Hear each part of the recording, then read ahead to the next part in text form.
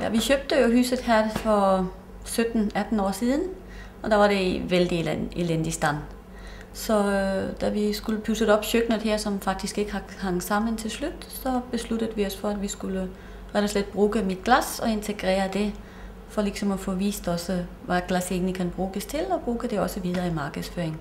Det som så er kunsten, det er, at du nogle gange må lede ud lidt luft også, så du ikke får for store bobler.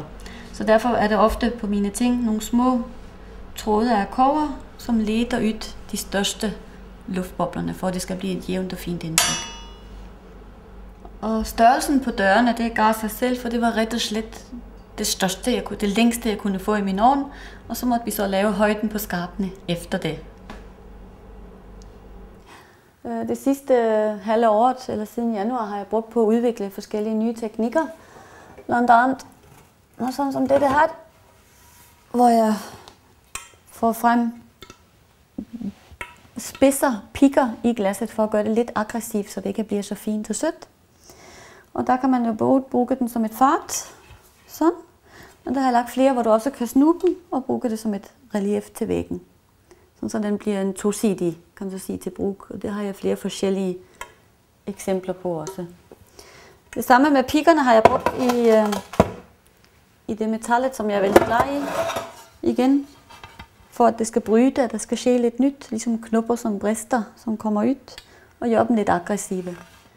Det du ser her, det er en teknik, som har været hemmeligholdt i mange, næsten 20 år, tror jeg, af en canadier, som hedder Bob Lettenbarrow. Han har specialiseret sig på knyst pulver af glas, som han krakelerer op, og forskellige ting gør med, så du får den der krakelering i glasset. Og så var vi så heldige her i Norge, at han faktisk slap sin hemmelighed her for første gang. Så der skyndte jeg mig at melde på kurset, og har haft stor glæde af det også på at overføre det på andre teknikker, hvor jeg får lidt mere min egen look. Og den synes jeg er vældig spændende.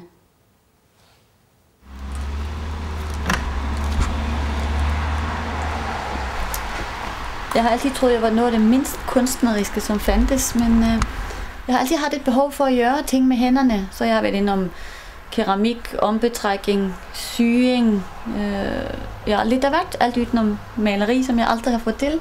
Men med en gang jeg kom bort i glasset, så vidste jeg bare, at det var det, jeg skulle gøre, og det har jeg gjort lige siden, og jeg elsker det ret og slet, så jeg føler mig så privilegeret, som får lov til at jobbe med det, for det er ret og slet bare et fantastisk materiale.